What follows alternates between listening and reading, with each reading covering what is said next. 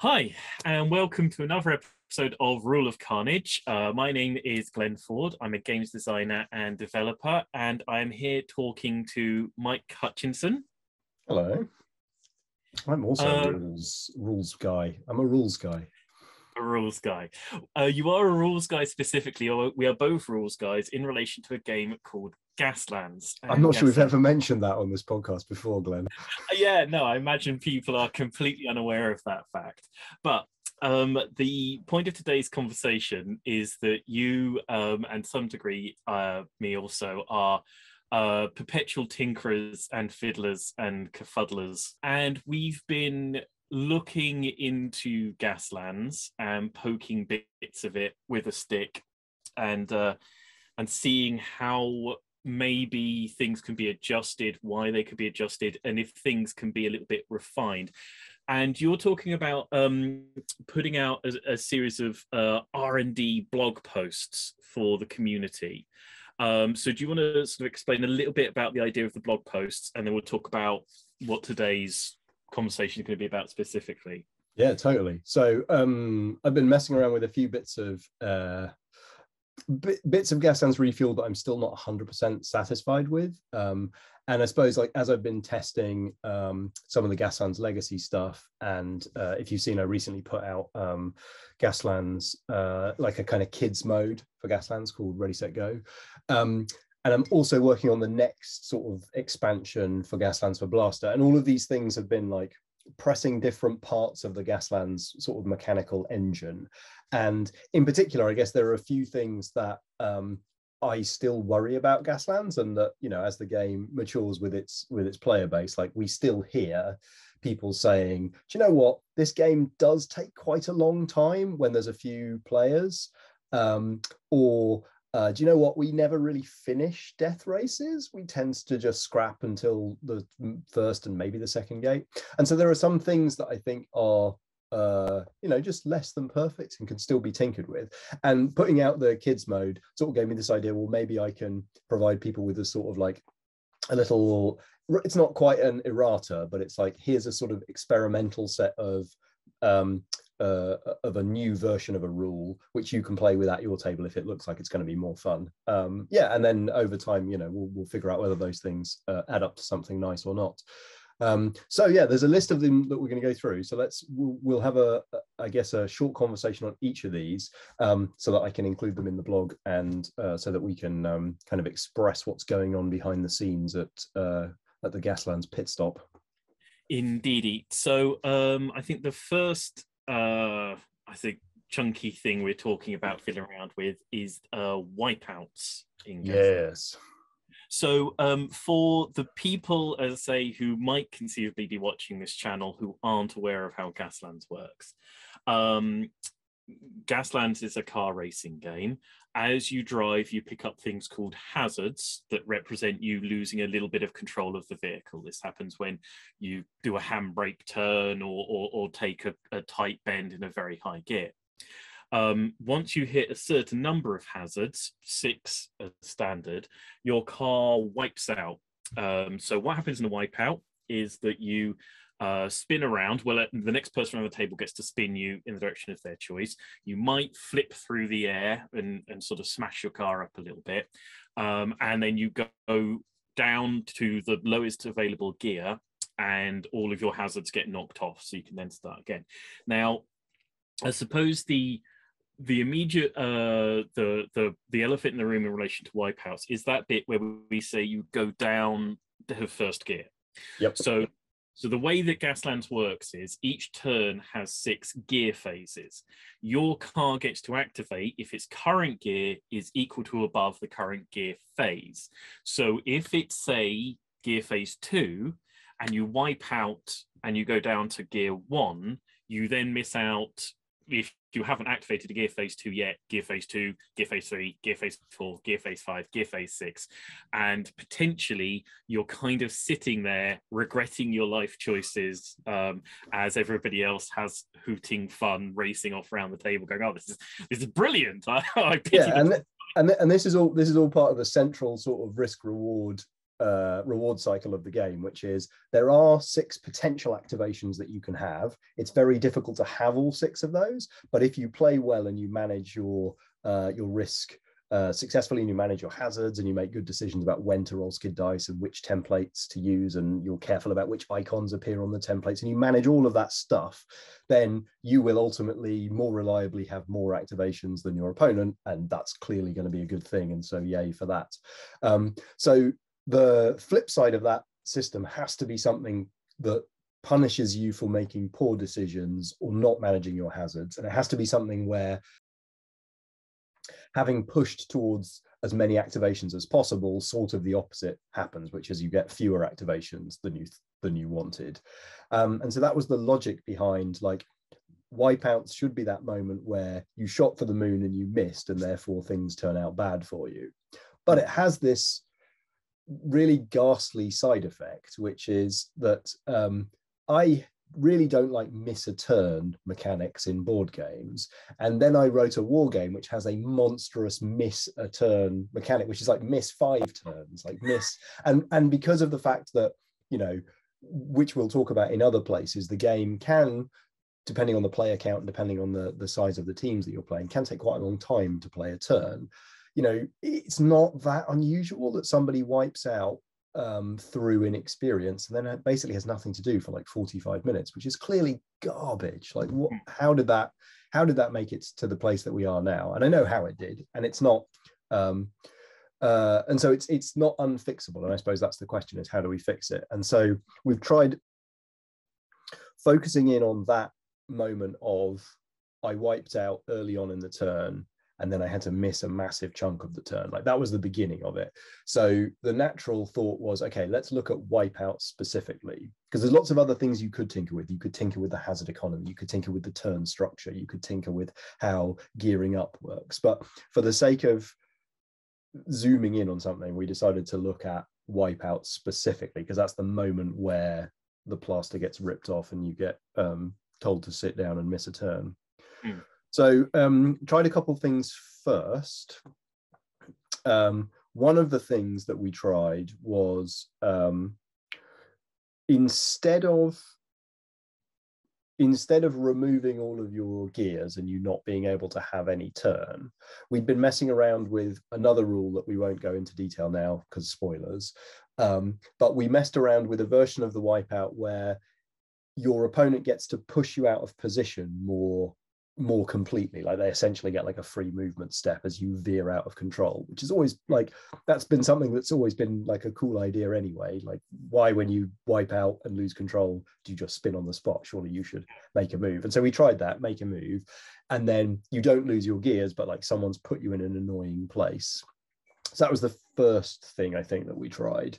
And it does punish you a bit, but it also means that you can, I don't know, you end up having as many activations as you had before, and so it doesn't really lock into the sort of reward cycle or the punishment cycle. I think one of the things that's interesting about that is that we're coming back to re-tinkering with some anchor rules of Gaslands several years after having written the rules first time round. As I say, one of the first things we were looking at in relation to the wipeout is the fact that you don't lose your gears, you stay in the gear you're in. And what was interesting is that if you, in Gaslands, you can only go in reverse if you're in first gear. That's right. So, and if you're going forwards and you hit a large enough obstacle and you can't clear through it, you essentially get sort of just janked and stay where you are.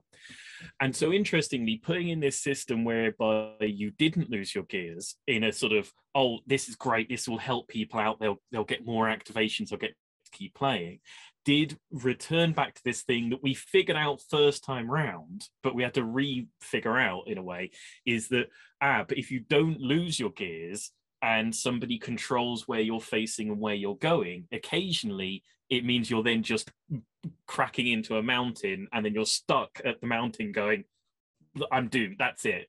And instead, you end up losing way more turns because you've then got to take your next activation to shift gears down again. And then the next turn, when it comes back round to gear phase 1, you'll be allowed to reverse round again and carry off on your way. Yeah. So I think that was one of the first things to realize that was interesting, is that we've gone back over. We were, smarter than we remembered, and we made some of the decisions we made for good reasons. Also, I think, trailing back there to where you were saying, why did wipeouts go into the game the way they are? And I think this is interesting as a sort of a possible general rule for people looking at this video, is that I think the reason it is that by the end, if you're playtesting your game anything like as much as you should be playtesting your game, you're an expert of your game by the end of it. And in truth, wipeouts as they are in Gaslands Refueled are not a problem if you've got a table of fairly experienced Gaslands players all playing together. Because people don't want to just smash into each other in a low gear, stack up a load of hazards, and have wipeout, and then one random guy who didn't happen to get caught in the pile up tootles off while everybody else twiddles their thumbs.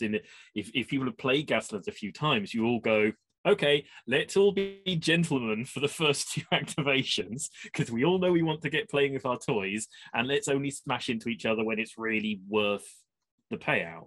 Yeah, that's exactly right. And so by the time we got to the end of the development process, like, maybe we were hearing signals from new players or newly arriving playtesters that they didn't like that. And we were able to sort of rationalize that and go, oh yeah, after a couple of games, you'll figure that out.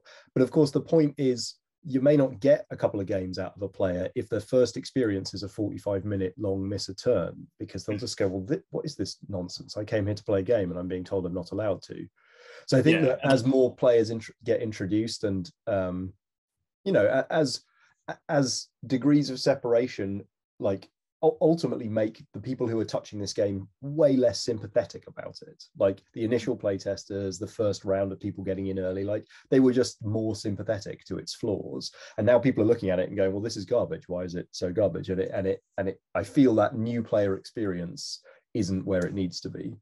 And I think also, I do think that Gaslands gets away with that because the bits that are fun in Gaslands are so much fun. It's, I was saying to you the other day, I saw a Board Game Geek post for somebody who'd played Gaslands for the first ever time like a month ago, and it was this post of a whole bunch of photos of a bunch of people playing, and the final photo was a picture of these 2 cars crossing the start finish line, and the caption was the back markers crossed the start line 3 hours in on the game.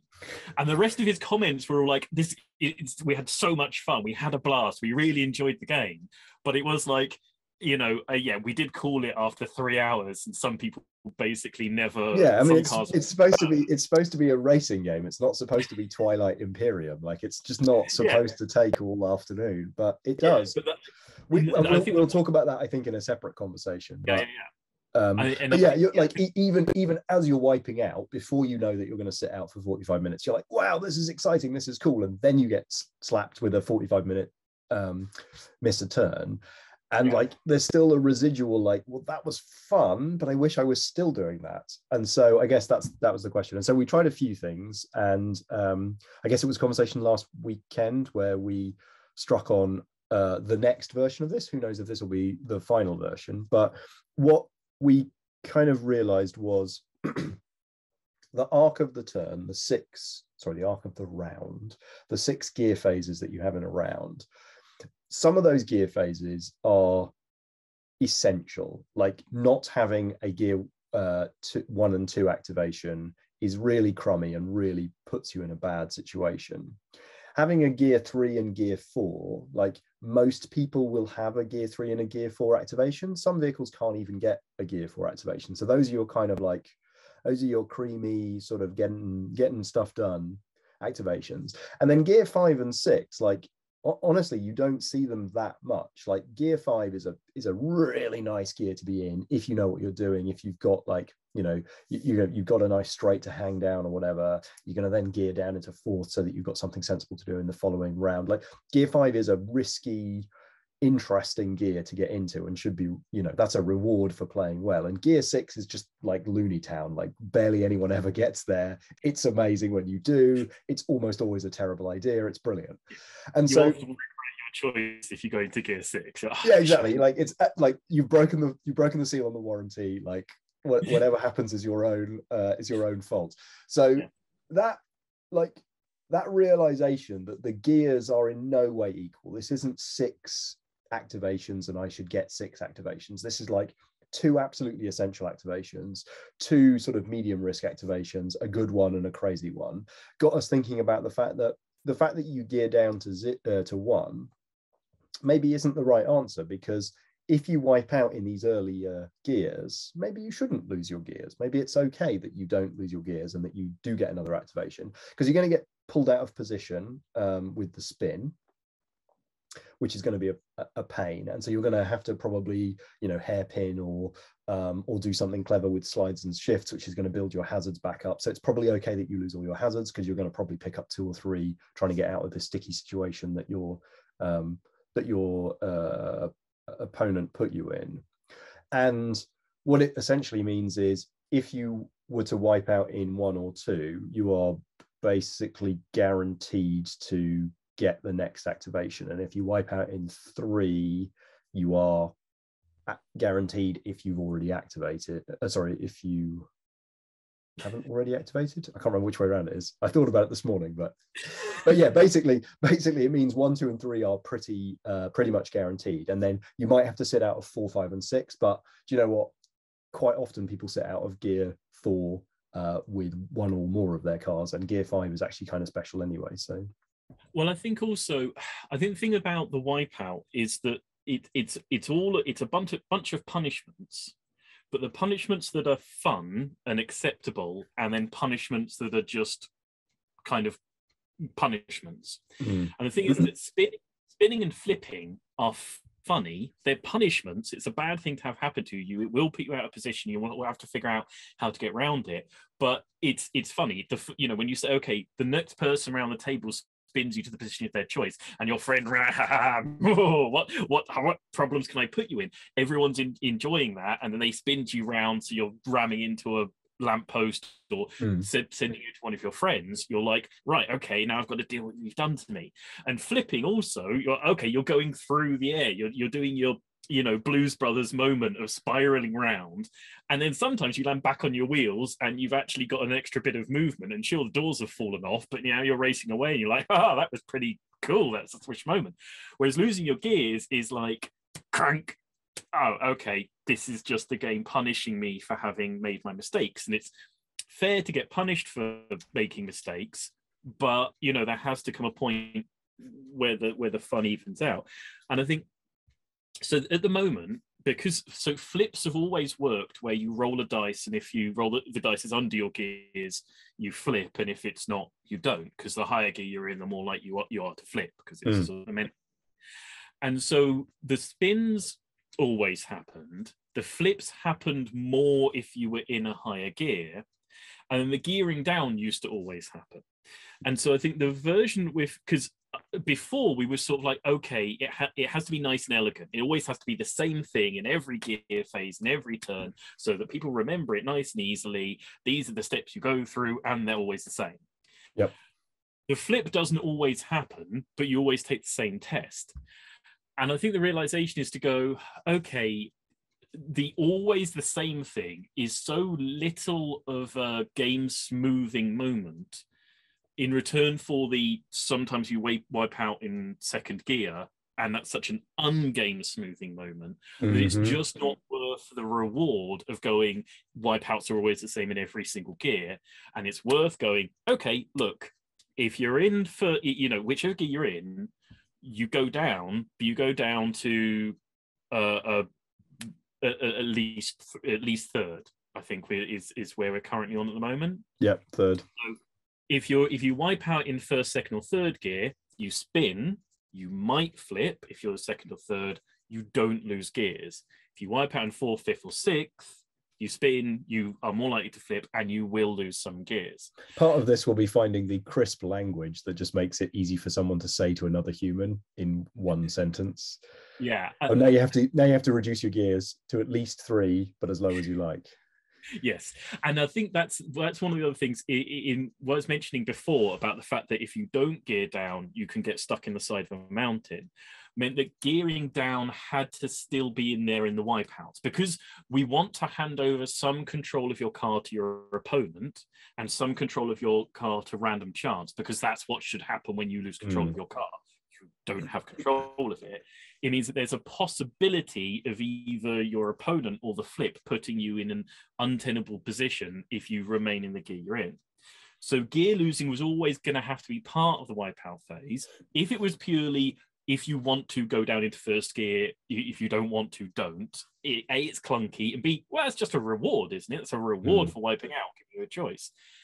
Instead, since it's got to be in there, it's saying, okay, if you're in these gears, you have to go down to at least this. If you wipe out in third and you get into a horrible position, you're allowed to go down into first gear as part of that sequence. And in so doing that, we get to punish people who overcooked it in fourth or fifth gear. We get to not take people who have wiped out in third gear out of the game, either by pinning them into a corner or by knocking them back down into first gear.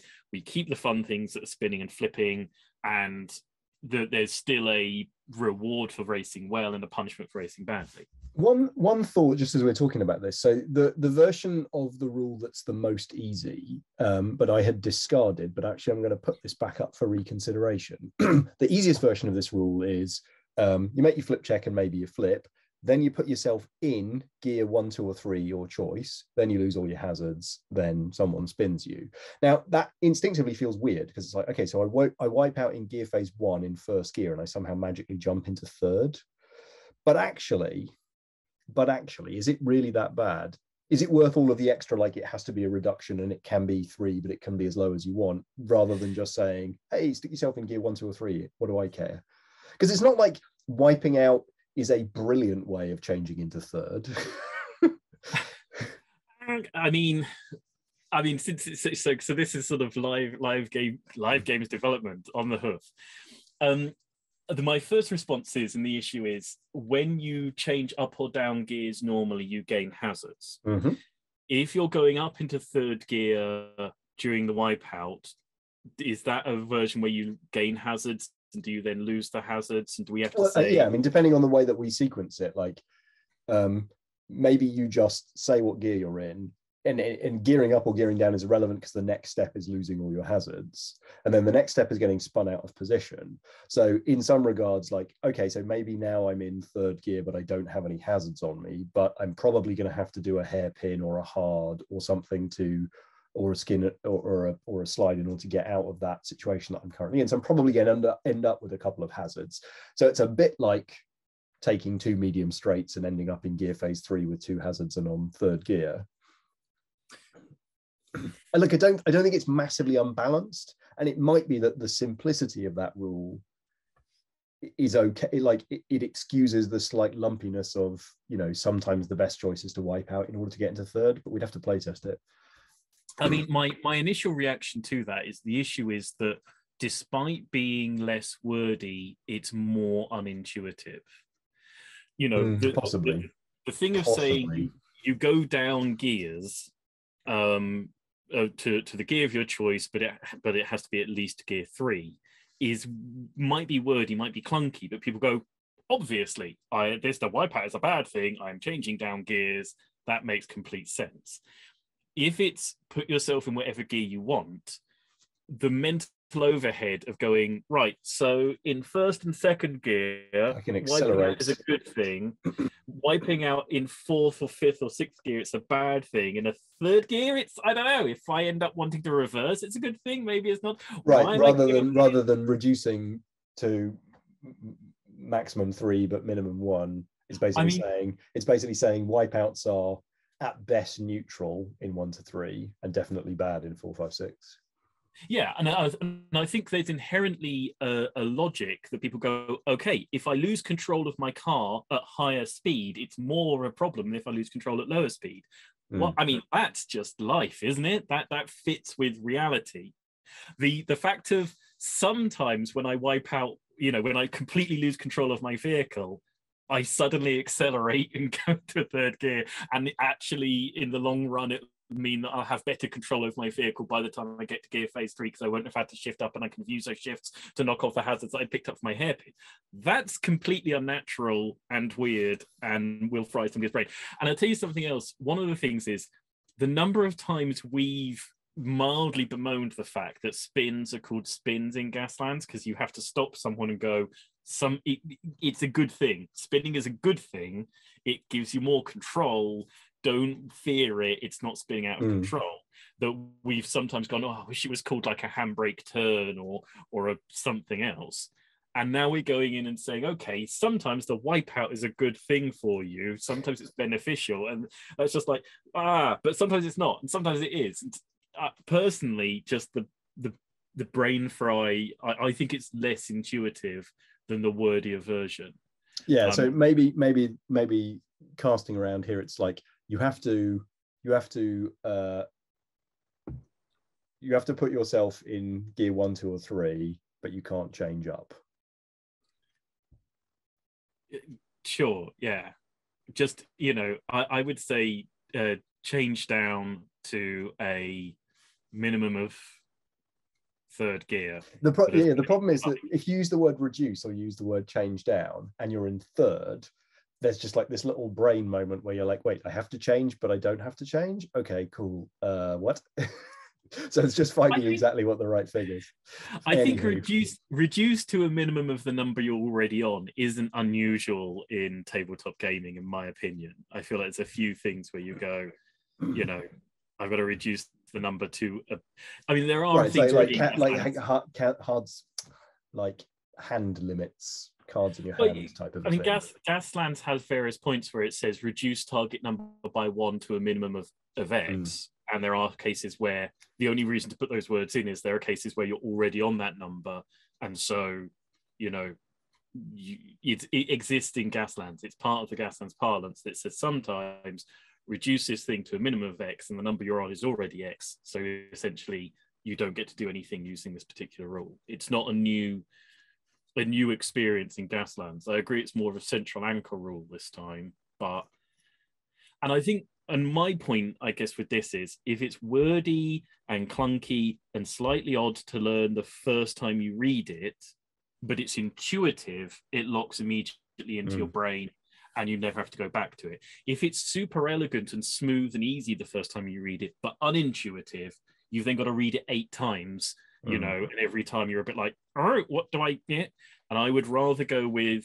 We'll get to this point again in the evades conversation later. Yeah. Personally, I would rather go with clunkily worded intuitive rules than elegantly worded unintuitive rules, if those are the two, if those are what I'm forced to pick between. Because I want people to do what I meant them to do at the tabletop, as easily and smoothly as possible. Yes, because communicating the rule is important, but having it function effortlessly in the player's computer brain at the table is the most important thing. Cool. Just before we wrap up this conversation about wipeouts, the other thing that's just worth mentioning, and we won't go into it here because I think there's a whole separate conversation for this, is that this problem that we've been discussing, where players get dropped out for 45 minutes, had a solution. It had a solution in Gaslands Refueled. It's called audience votes. And every time somebody said, I sat out for 45 minutes, I would point to audience votes and go, please play with audience votes. They solve this problem. But what I have subsequently realized, not only that audience votes are hidden in the advanced rules section, is that there's a problem with audience votes that I hadn't really grokked until this week, which is if you choose to play with audience votes, there's a strong suggestion in the rulebook that you therefore play with sponsors, because sponsors are how you generate audience votes. And if you play with sponsors, then there's a very strong suggestion that you play with perks. And so in order to get the 1 page of audience votes, you now have to ingest the 38 pages of sponsors and perks, and generally it feels like you're tipping over from first game into 6th game territory. And so what has ended up happening is that this this like first player experience problem is not fixable with audience votes, because audience votes are not there in the basic game, and so the problem stands regardless of whether audience votes exist. So there's a few ways of approaching that problem specifically, but I think that like changing the wipeout at the core of the basic rule system is the most practical way, and that's why we've had this conversation. Yeah, and I think, you know, just to sort of follow up on that, again, as the game has gone out into the wild, and it has been said, is you can playtest your game however many times you like. In the first 5 minutes of its release, it's going to get 100 times more playtests than you ever achieved in the year previous. And with Gaslands being out in the world and going to conventions, you know, it has been an unusual experience for someone to walk up to me and go, "Oh, I love Gaslands. We play Gaslands every week. It's fantastic. You know, we keep playing it at our club." I was like, "Oh, okay, which is your favorite sponsor?" "Oh, we've never played the sponsors." "Well, how do you do audience votes?" "Oh, we don't play with audience votes." And I think in our head, it's like, okay, by like game 3, you're playing with audience votes and sponsors. And so, you know, in between you going through the learning curve of how punishing pointless early collisions are, plus the, you know, putting in audience votes, wipeouts are not a thing by your third or fourth game. It's not even like, "Oh, I've wiped out." That was our assumption, yeah. Yeah, and get him rolling again.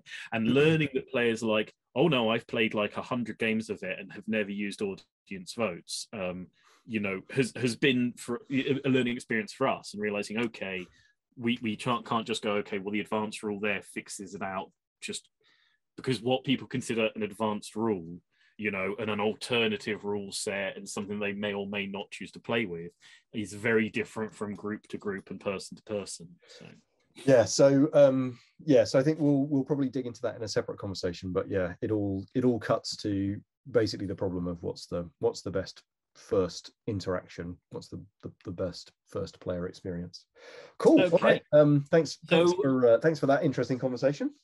Yes. So, Mike, if people want to look up this R&D alternative set of rule sets for Gaslands, where are they posted and available? They should go to gaslands.com and click the design blog, and you'll probably see, depending on when you're watching this video, that the first one or few blog posts on the gaslands.com design blog will be the R&D tinkering, and you'll be able to download a PDF of this sort of rule that you can sellotape over the top of the existing rule and see if you like it. And you know, I'd really be interested to hear if people give it a go. Throw a comment on this video, come into the Gaslands Facebook group and give me a shout out. Really interested to see whether people think these are better or not. So this is a live rule set. This is in many ways turning Gaslands Refueled into a living rule book, possibly. Right, yeah, in a way. It's your chance to check it out and have your say and hopefully improve the game, if you enjoy it. And if you've also got sort of observations or thoughts about the wipeout stage, like throw them in the comments down below. I'm super interested to hear people's opinions. Absolutely. So thank you for watching. If you've watched along this far in the video, I assume you've enjoyed listening to us. Please like and subscribe. If you have comments that are mean and cruel about why we've been so foolish to put the wipeout phase into Gaslands, tell us why we're idiots. If you have improving and beneficial criticisms to give, definitely put those in the comments. Look us up on social media and generally around the wide web. But until next time, it's going to be goodbye from Rule of Carnage. Bye-bye.